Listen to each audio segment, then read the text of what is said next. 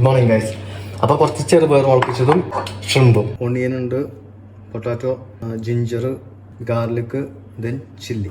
അപ്പോൾ ഇത് രണ്ടും നമ്മൾ ജസ്റ്റ് ഒന്ന് സ്റ്റീം കുക്ക് ചെയ്തെടുക്കുകയാണ്. അപ്പോൾ ഇത് മുളപ്പിച്ച പയറാണ് കേട്ടോ. അപ്പോൾ നമുക്കിത് വേഗം കട്ട് ചെയ്ത് റെഡിയാക്കാം.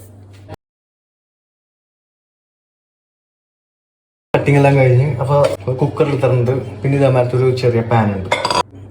ചെറുപയർ, ഷ്രിമ്പ് ഇതിനകത്തോട്ടാക്കാം. പൊട്ടാറ്റോ സ്ലൈസ് ചെയ്തതും ഷ്രിമ്പും കൂടിയാണ് റെഡിയാക്കുന്നത്. അതേപോലെ അതിൽ ചില്ലി രണ്ടിലും ഈക്വൽ ആഡ് ചെയ്ത് കൊടുക്കാം. ഒരുമിച്ച് കട്ട് ചെയ്ത കാരണം രണ്ടും കൂടി ഡിവൈഡ് ചെയ്തിട്ട് കൊടുത്താൽ മതി. Garlic, then onion. സോ നമ്മുടെ പരിപാടി തീർന്നു. അപ്പോൾ നമ്മുടെ സ്പൈസ് വരുന്നത് മഞ്ഞൾപ്പൊടി, ഇതിൽ കുറച്ചിട്ട് കൊടുക്കുക.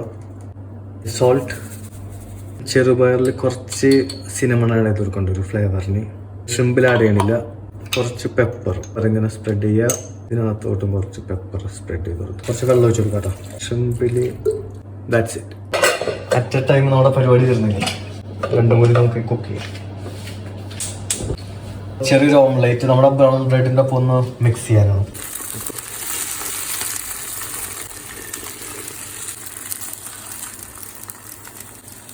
എന്താ പരിപാടി കഴിഞ്ഞ് ഇത് ക്യാബേജിൻ്റെ ലീഫാണ്. നമ്മുടെ സംഭവം സെറ്റാണ് കേട്ടോ.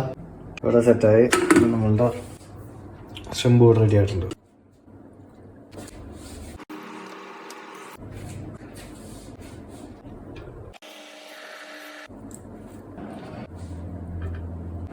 Finally, we are done. Yes, it's nice.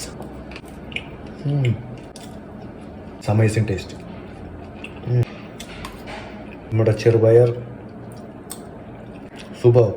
Less marination അല്ലേ, അപ്പോൾ നമുക്ക് ഇതിൻ്റെ എല്ലാം റിയൽ ടേസ്റ്റ് ഫീൽ ചെയ്യും ഇങ്ങനെ കുക്ക് ചെയ്ത് കഴിഞ്ഞാൽ.